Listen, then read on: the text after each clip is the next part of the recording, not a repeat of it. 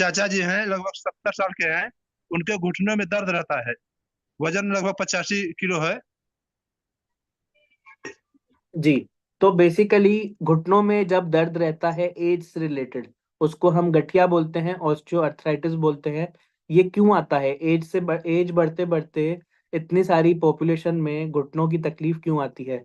घुटने कहाँ होते हैं? पैर में। पैर का काम होता है पूरी बॉडी को बैलेंस करवाना।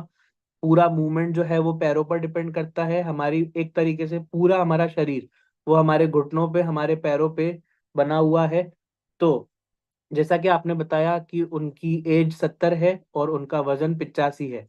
तो एक तो देखा जाए तो वजन थोड़ा जो है ज्यादा है, ये ओवरवेट की कैटेगरी में आ जाते हैं।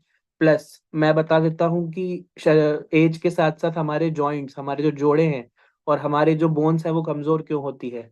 देखिए, हम जो खान पान लेते हैं, अभी इंडिया में लगभग हर किसी को चाय पीने की आदत है। आदत नहीं कहूंगा, लत कहूंगा। चाय पीने की लत है। तो जो भी हम खान पान गलत लेते हैं वो हमारी बॉडी में एसिडिटी प्रोड्यूस करता है, जैसे कि चाय, तला भुना, बटर, तेल, घी, चिकनाई, बेसन, मैदा, तीखा, मिर्च, मसाला। ये सब जो है शरीर में एसिडिटी पैदा करता है। उस एसिडिटी को ठीक करने के लिए शरीर जो है वो जोड़ों से और हड्डियों में से कैल्शियम निकाल के पेट को देता है कि ये एसिडिटी ठीक हो।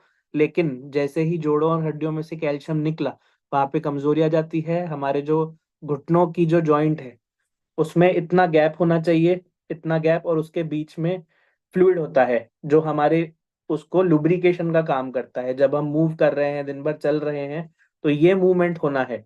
तो यहाँ पर उसका गैप बहुत जरूरी है, वो फ्लूइड का होना जरूरी है। एज के साथ साथ वो फ्लूइड कम हो रहा है क्योंकि वहां से कैल्शियम निकाला गया है। हड्डियां कमजोर है तो वो पास आ जाती हैं, पास आ जाती हैं तो वहां पे सूजन हो जाती है। हड्डियां आपस में टकराने लगती हैं, टकरा रही हैं, काम कर रही हैं, तो वहां पे दर्द पैदा हो रहा है, सूजन पैदा हो रही है। और वहां पे धीरे धीरे ऐसी हालत एक टाइम पे आ जाती है कि घुटना जो है वो पूरा खराब हो जाता है और डॉक्टर बोलता है कि नी रिप्लेसमेंट की आवश्यकता है, घुटना बदलना पड़ेगा। तो उससे बचने के लिए ये है कि हमको पहले तो अपना खान पान सही रखना है। एसिडिक डाइट नहीं होनी चाहिए। डाइट जो है हमारी जो है वो सात्विक होनी चाहिए। प्लस जब ये घुटनों की प्रॉब्लम आने लगे तो हमको टोटली डाइट अपनी चेंज कर देनी है। कच्चे आलू का रस बहुत बेनिफिशियल होता है गठिया में, क्योंकि वो शरीर में से सूजन को कम करता है, उस फ्लूइड को वापस लेके आता है।